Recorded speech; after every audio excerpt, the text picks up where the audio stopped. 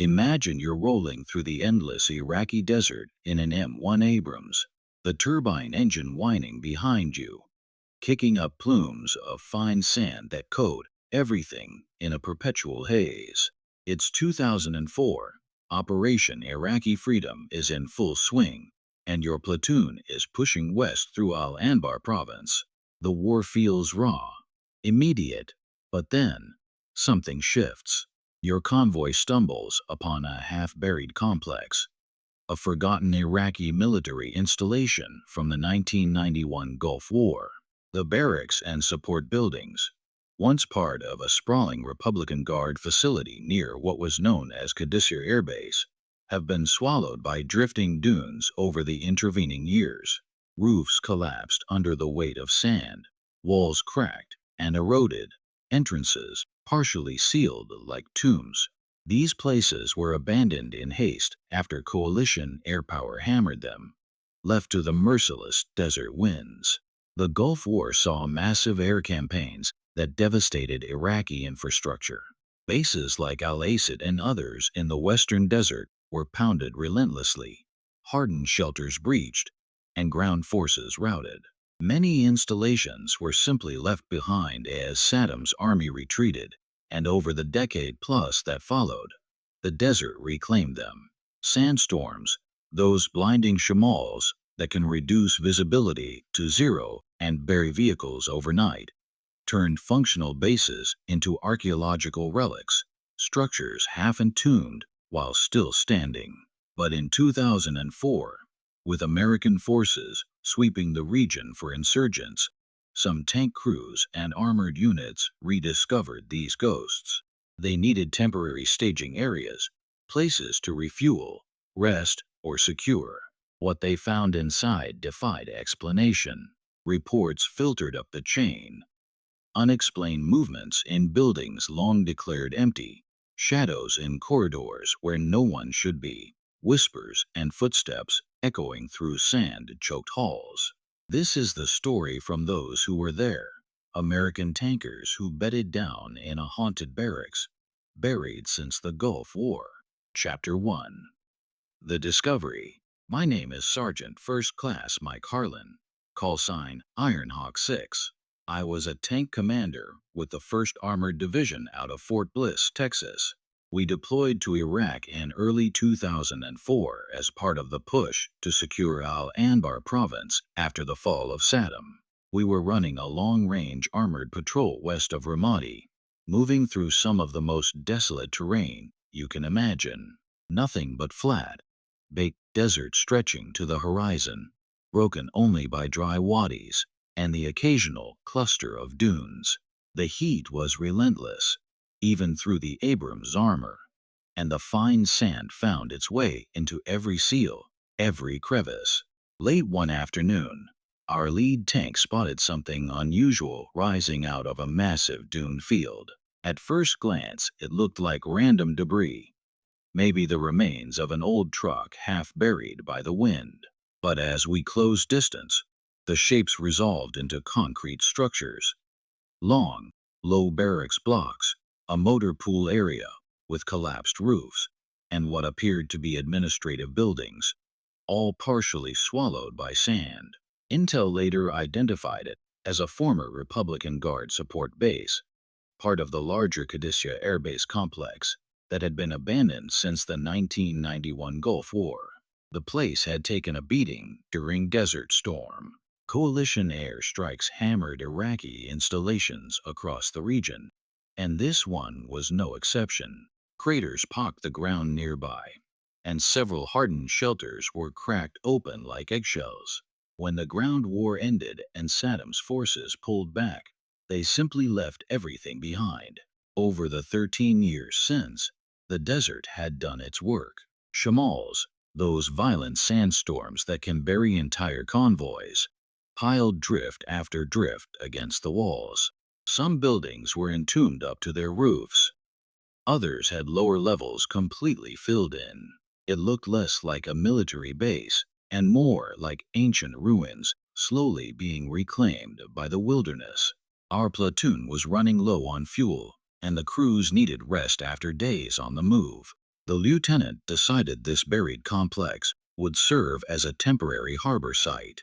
It offered natural defilade from possible IEDs along the main supply routes and gave us hard cover in case of contact. We approached cautiously, guns trained outward, expecting anything from insurgents to squatters. "Harlan, take your section and clear the main barracks block," Lieutenant Reyes ordered over the net. "Looks like the most intact structure. We'll use it to bed the troops down." We dismounted and moved in on foot, weapons ready. The main entrance was a gaping hole where doors had long since rotted or been removed. Sand had poured inside, forming sloping ramps that led down into darkness.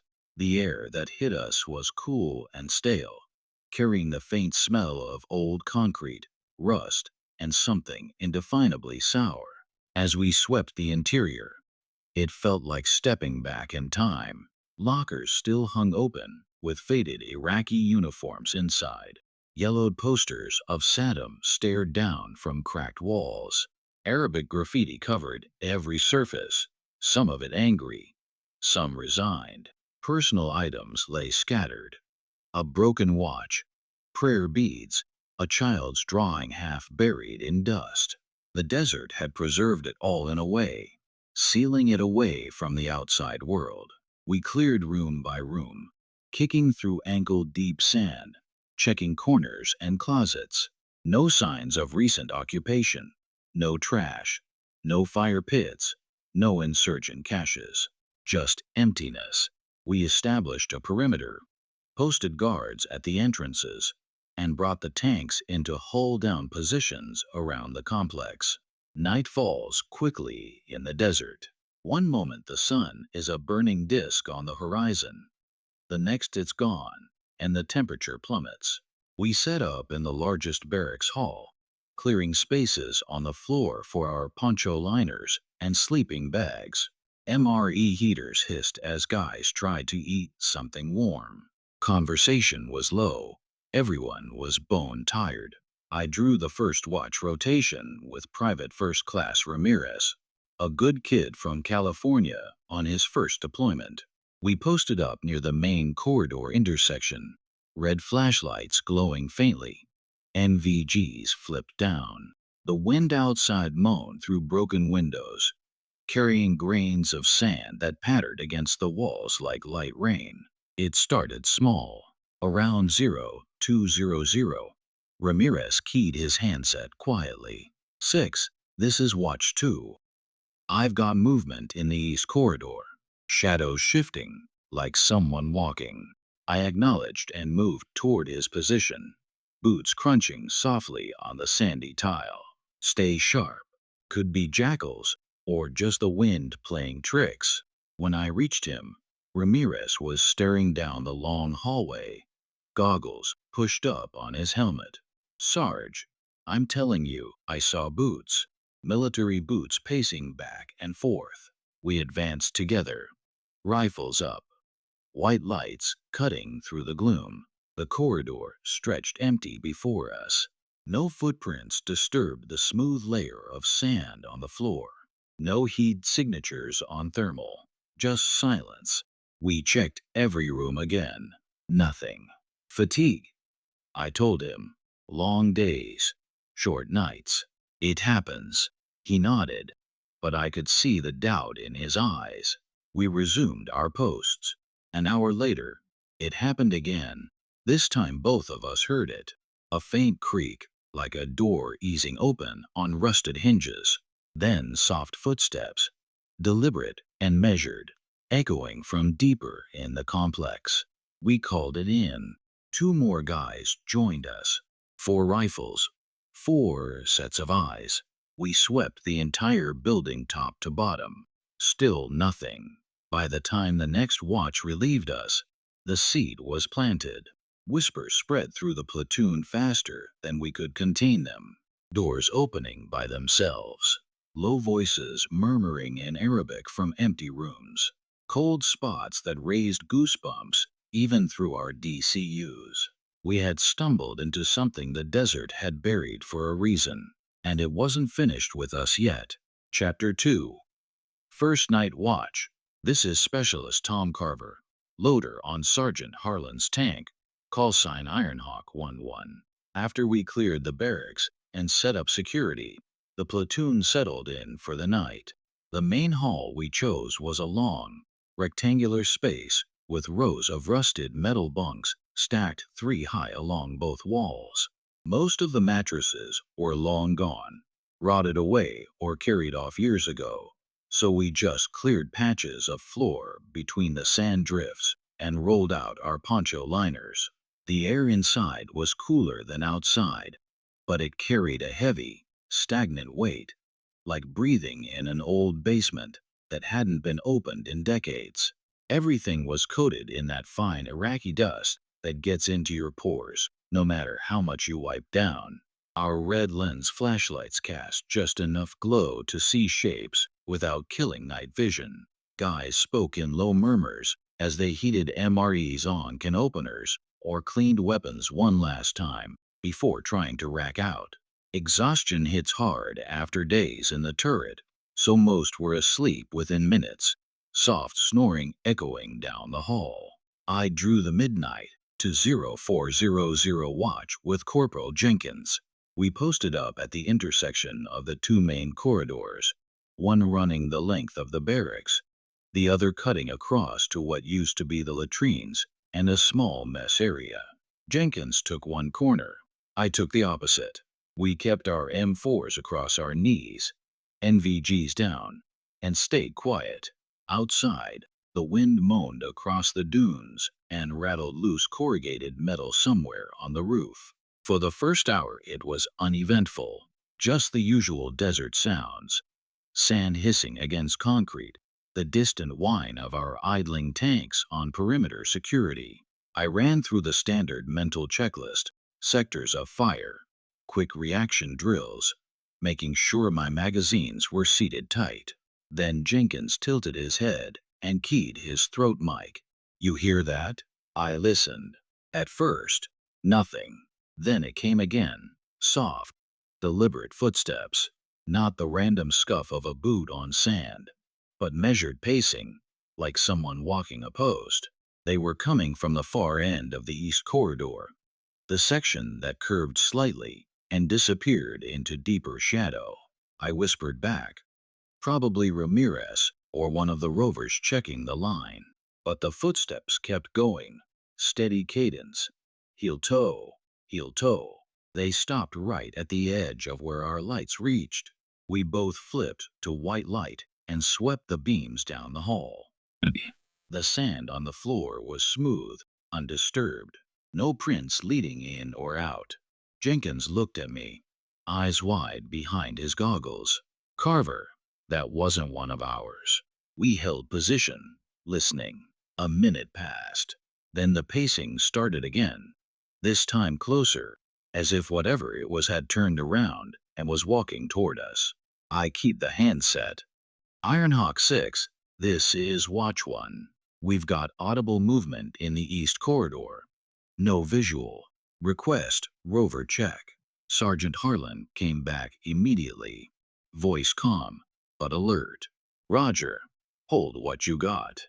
I'm en route with Ramirez." While we waited, the footsteps stopped again. But now there was something else. Faint murmuring. 2 voices, maybe 3, low and overlapping. Arabic. I couldn't make out the words, but the tone was unmistakable. Clipped, military, like NCOs discussing a guard roster. Jenkins was breathing faster. "That's not wind, man. That's people talking." Harlan and Ramirez arrived within 2 minutes, moving quiet and fast. Harlan took point. Thermal up. We did a 4-man sweep down the corridor, kicking open every door, clearing every bunk room. Nothing. No heat signatures except our own. No fresh tracks. The voices had gone silent the moment we advanced. We finished the sweep and returned to our post. Harlan pulled us in close. "All right, listen up. Long days, high op tempo. Minds play tricks in places like this. Stay frosty, but don't let it get in your head. Report anything solid. He and Ramirez headed back to their racks. Jenkins and I resumed watch. The footsteps didn't come back right away. We started to relax, chalking it up to fatigue or acoustics. Then, around 0230, Jenkins froze again. Look. He nodded toward the floor about 15 feet down the corridor. In the faint red glow, I saw it. Fresh boot prints appearing in the sand, one after another, as if someone invisible was walking toward us. Old style tread pattern, deeper at the heel. Iraqi military issue from the old days. They marched straight down the center of the hall, then stopped 10 feet away, directly in front of us. The air grew colder, not just the normal desert night drop. Cold like someone opened a freezer door. Jenkins raised his rifle slightly. Who's there? Identify yourself. Silence. The prince didn't move again, but we both heard it clear as day. A single word, whispered in heavily accented English, coming from the empty space right above those prints. Patrol. We didn't wait for relief. We backed up slowly, weapons trained on the spot, until we reached the corner. Only then did we turn and double time it to wake Harlan. By the time the next watch came on, half the platoon was awake and talking about it. No one was laughing. Whatever was walking those halls had been doing it a long time before we showed up. Chapter 3. Whispers in the Dark. By the start of day 2, the entire platoon was running on fumes and nerves. Word of the footprints and the whispered patrol had spread through the ranks faster than a hot AR. Guys were trading stories over cold MREs, little things at first. A locker door swinging open when no one was near it. A sudden drop in temperature that made your breath fog, even though the daytime high was pushing 115 degrees. Nothing you could put in an official report, but enough to keep everyone glancing over their shoulders. We still needed the sight. Insurgent activity was picking up along the border trace, and this buried complex gave us hard cover and concealment. Command wanted us to hold until a follow-on unit could relieve us in a couple days. So we dug in deeper, reinforced the perimeter, ran more wire, and doubled the watch rotations. I made sure every guard had thermals or NVGs and a battle buddy. No one pulled solo watch anymore. That second night, I took the 2200 to 0200 shift myself with Specialist Carver. I figured if something was going to happen, I wanted to see it firsthand instead of hearing third hand from a shaken private. We posted up in the main corridor intersection again, backs against opposite walls, sectors overlapping. The red lights gave everything a blood-tinted glow, and the constant hiss of sand against the building made it hard to pick out subtle noises. Carver was quiet at first, just scanning his lane like always. Good kid, steady under fire, never complained. Around 2,300 the whispers started. They were faint, filtering down from the ventilation shafts that ran the length of the ceiling. At first I thought it was the wind pushing through the ducts, creating that hollow moaning you get in old buildings. But then the cadence changed. Distinct voices, male, speaking Arabic, not loud, but clear enough to catch fragments if you knew the language.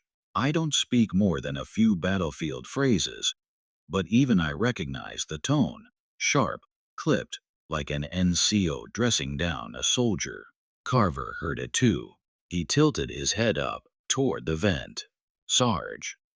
That's not wind. I keyed the handset low. All stations, this is 6. Report any unusual audibles. Break. Anyone else hearing voices in the vents? One by one the posts checked in. Every single watch heard it. The whispers grew louder, more insistent. Words I could almost make out.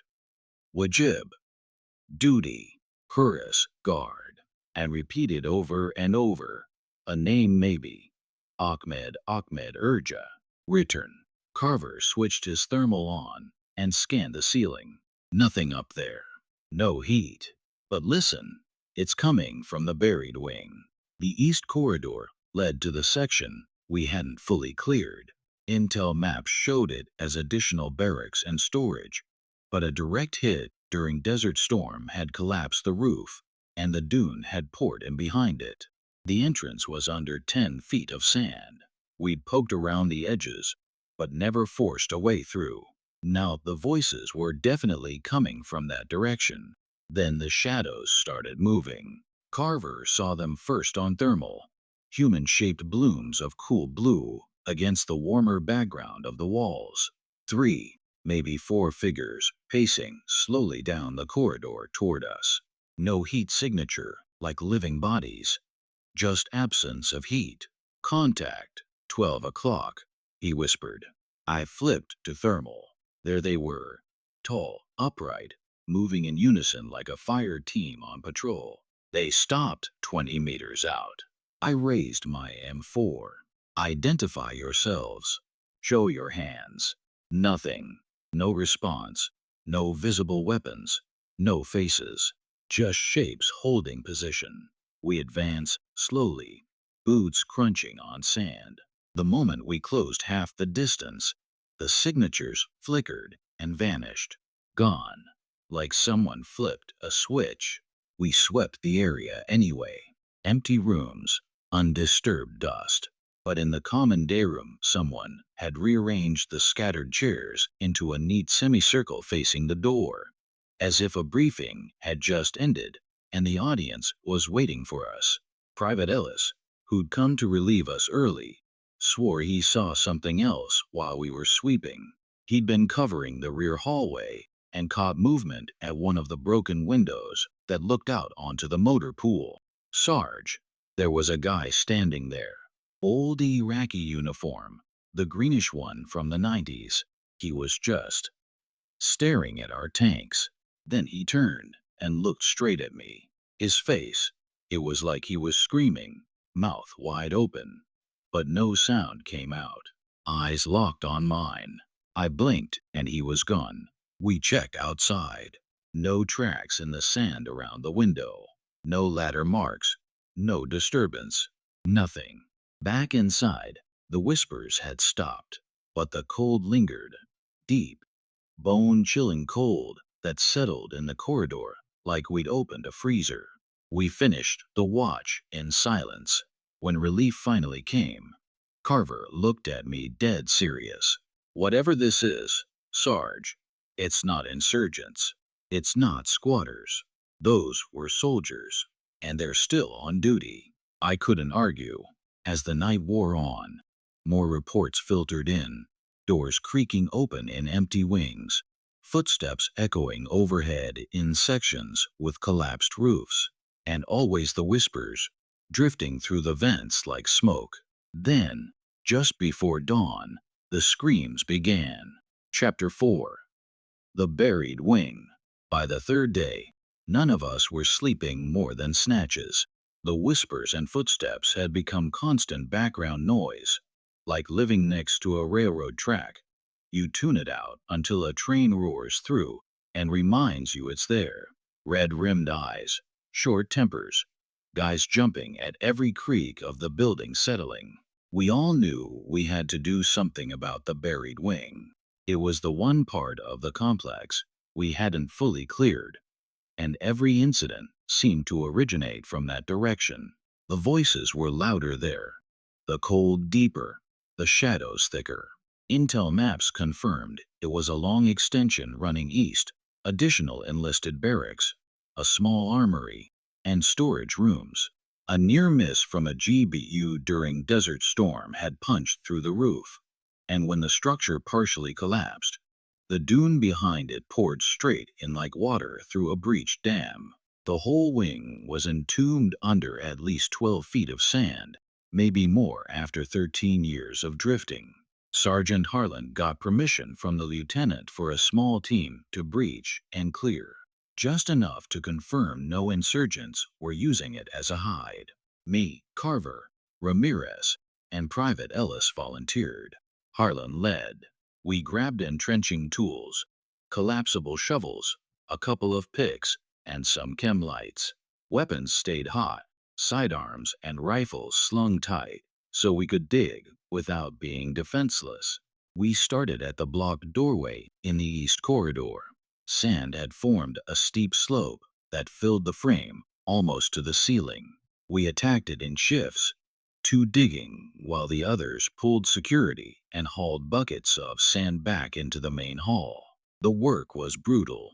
Every shovelful we removed seemed to trigger more to slide down from above, like trying to empty an hourglass with a spoon.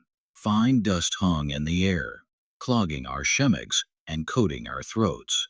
After 3 hours, we had a narrow crawl tunnel maybe 4 feet high and 3 wide, shored up with scraps of broken shelving we found inside.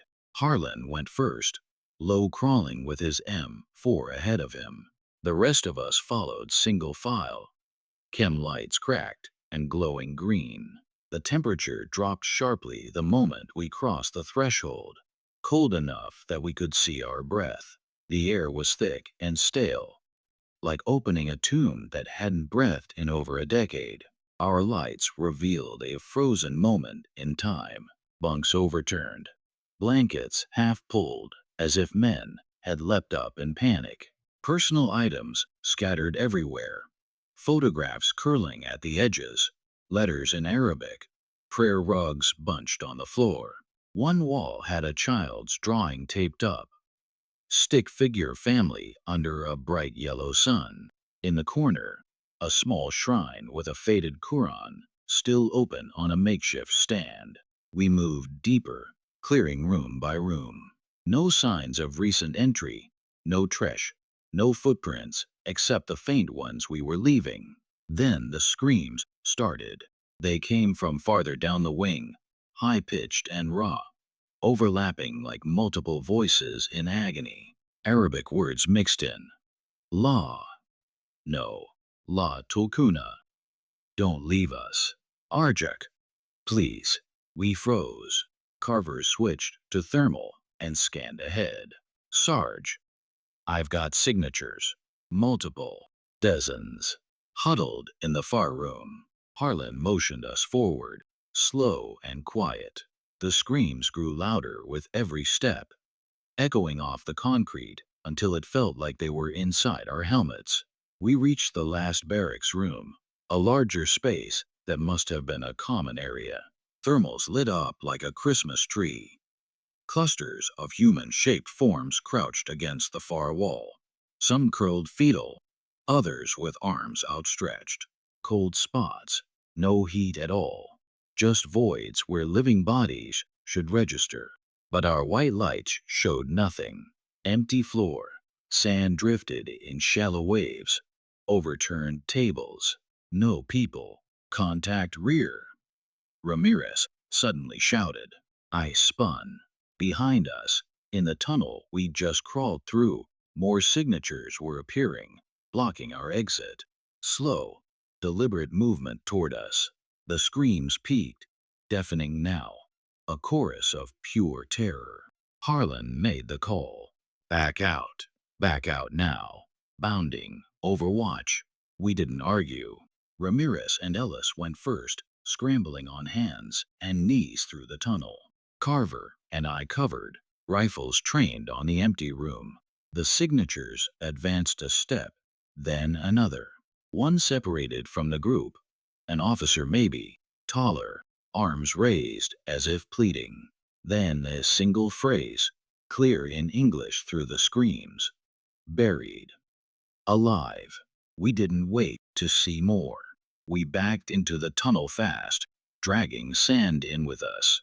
The moment the last man was through, we collapsed the entrance, shoveling like madmen, until the hole was sealed again, and the screams cut off abruptly, muffled to nothing. We stumbled back into the main hall covered in dust, shaking. Guys stared at us like we'd come back from the dead. That night the activity spilled out of the buried wing like a dam had broken. Doors, We'd wedged shut slammed open. Footsteps pounded overhead in sections with no overhead. Collapsed roofs long buried. Cold spots swept through the barracks in waves. One tanker woke screaming, said an icy hand had gripped his shoulder, and a voice whispered in his ear, "Join us." We called for immediate exfil at first light. But the desert wasn't done with us yet. Chapter 5. The last patrol. That final night was supposed to be our last in the buried base. Relief was en route. Another company rolling in at first light to take over the position. We spent the day prepping for exfil, packing gear, topping off fuel from bladders, running maintenance checks on the tracks. Engines idled outside in the fading heat, turbines whining low like they were as eager to leave as we were. No one lingered inside the barracks any longer than necessary. Most guys staged their kit near the tanks and caught what sleep they could in the open air under the stars. I volunteered for one last interior watch. Call it stubbornness or needing closure, but I wanted to face whatever was in there one more time. Harlan tried to talk me out of it, but in the end, he just nodded and assigned Ramirez to back me up. We posted in the main hall at 2200, the same spot where the footprints had first appeared. Red lights only, thermals hot, rifles ready. The air felt heavier than ever, charged like the moments before a lightning strike. Ramirez was jumpy from the start. "You sure about this, Carver?" After what we saw in the buried wing. I told him I was. Truth was, part of me needed to know if it would show itself again now that we were leaving. For the first hour, nothing. Just the usual wind moaning through broken windows and the distant clatter of the platoon outside. We kept radio chatter minimal, listening hard. Then the temperature plummeted, sharp and sudden, like stepping into a walk-in freezer. Our breath came out in visible clouds. Ramirez switched to thermal and swept the corridor. Movement. East wing approach. I looked. Signatures again. Dozens this time, spreading out from where the buried wing connected.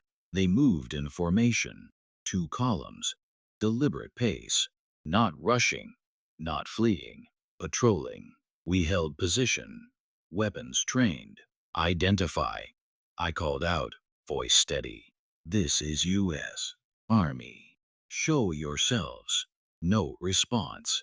The signatures advanced into the main hall and stopped in perfect ranks, filling the space between the bunks. Thermals painted a full platoon strength element, maybe more. Some carried what looked like rifles slung. One in front, taller, distinct posture, raised an arm as if giving a silent order. Then the lights caught them, not fully solid, but visible. Faded Iraqi uniforms, the old olive drab from the Gulf War era. Helmets, web gear, boots caked in sand, faces gaunt, eyes dark hollows. Some had wounds, blackened burns across fabric, dark stains that could only be old blood. Others looked untouched, as if they'd just stepped off duty. They didn't speak at first, just stood there, staring at us. Ramirez backed up a step. "Carver, they're looking right at us." He was right.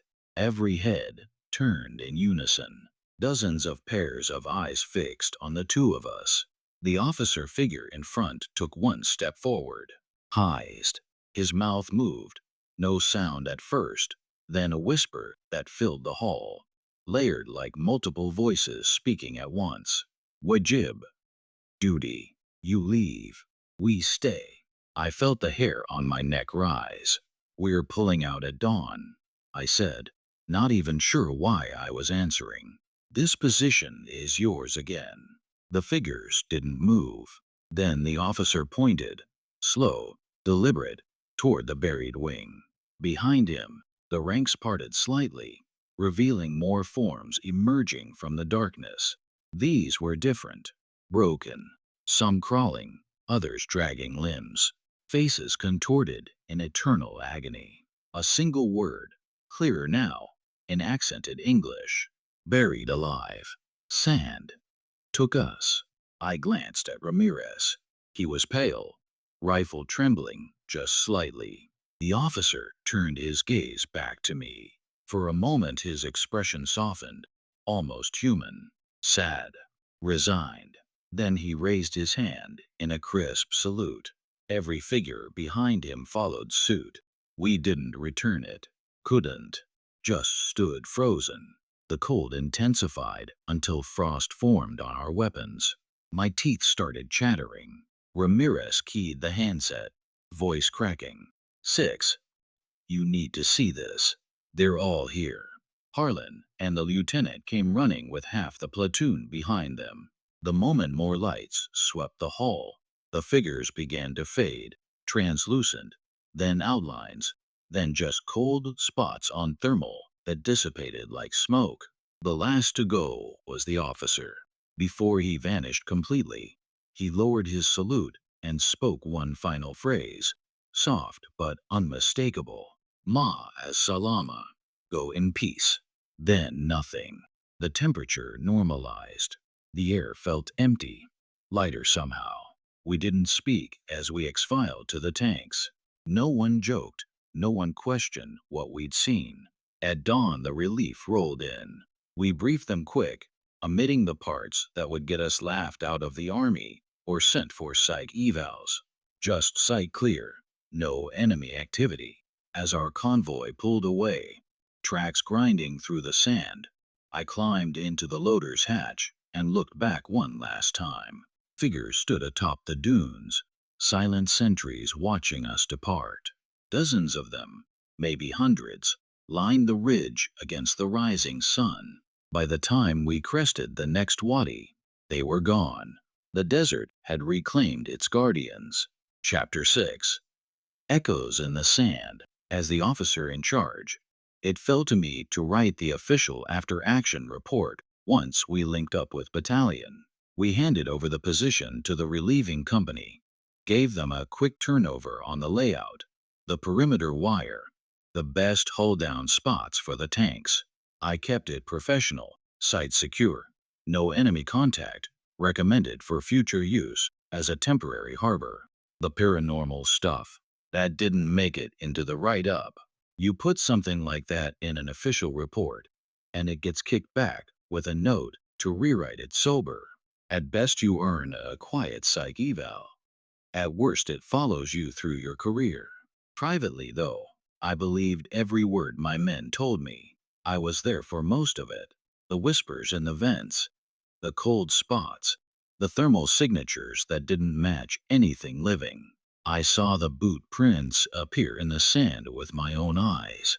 And when Carver and Ramirez called us in on that last watch, I walked into the main hall and felt the temperature drop so fast it felt like walking into a meat locker. For just a second, before the lights hit them full force, I caught a glimpse.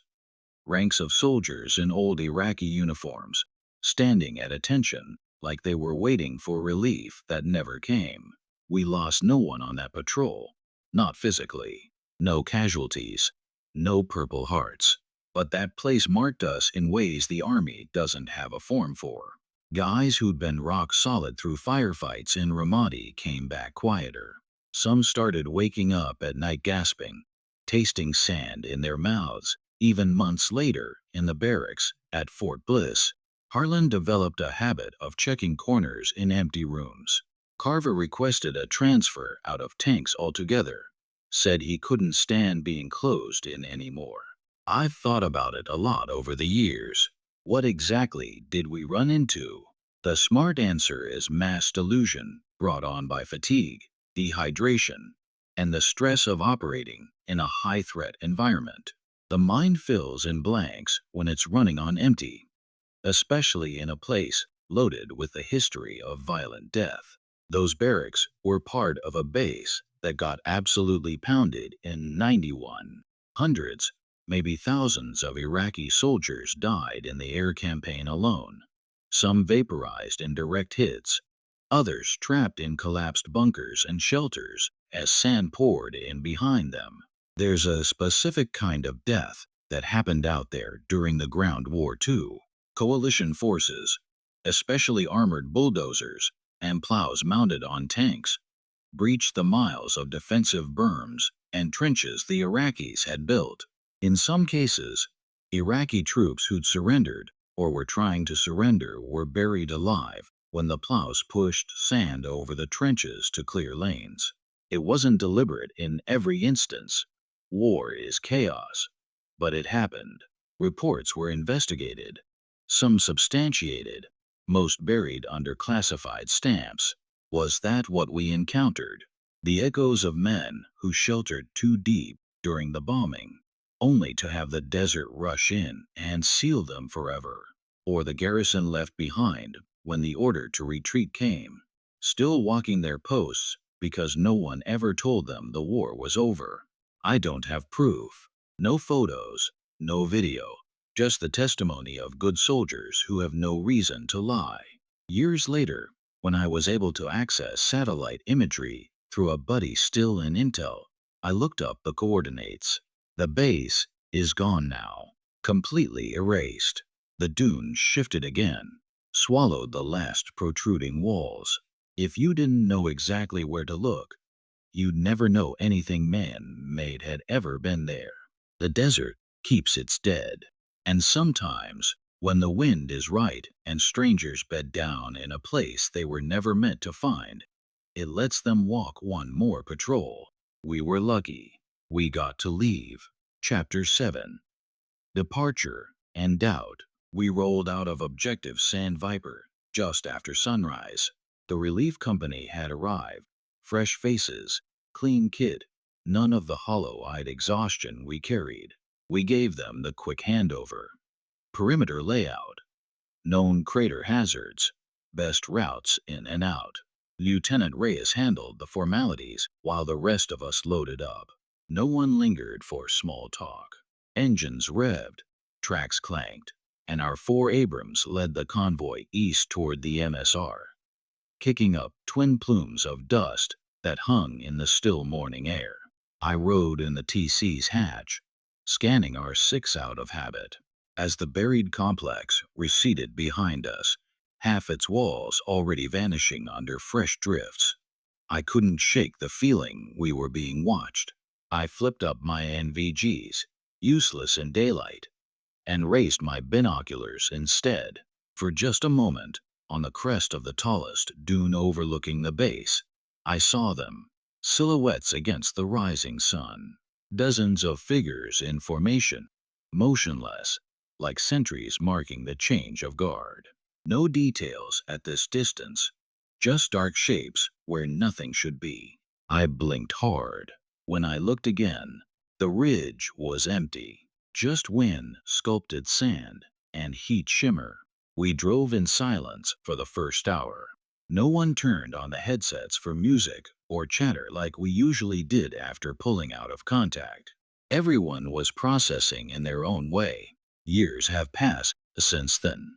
I finished my 20, retired out, settled back in Texas. The others scattered. Some stayed in, some got out.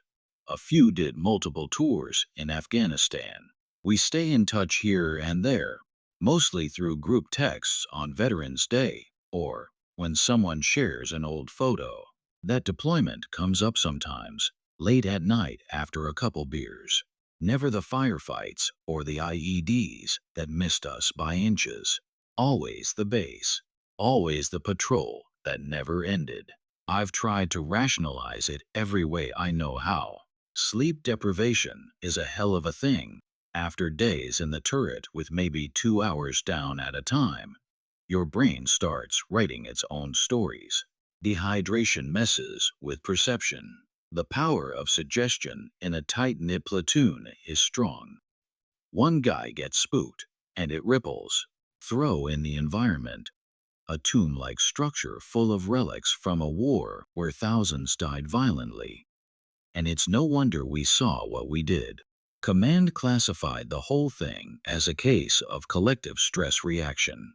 No official investigation, no follow-up questions, Just a quiet note in our files about operating in austere conditions. The base itself. I checked satellite passes a few years later through a friend still in intel. Completely gone. The desert finished what it started in '91. Not even foundations left. Just endless dunes. So was it real? I can't prove it was. No photos, no recordings, nothing that would hold up to scrutiny. But I know what I felt. That bone-deep cold. The weight of eyes on me in empty rooms. I know what Carver and Jenkins and Ellis described matches down to the last detail, without us comparing notes first. And I know that when we left, something lifted. The nightmares faded. The constant scanning over our shoulders stopped. Maybe we carried a piece of that place with us for a while, and the desert finally called it back. Or maybe, just maybe, we were allowed to witness something that doesn't fit neatly into any field manual. A reminder that war doesn't always end when the shooting stops. That some duties outlast the men ordered to perform them. That the sand keeps its own roster, and once you're on it, relief never comes.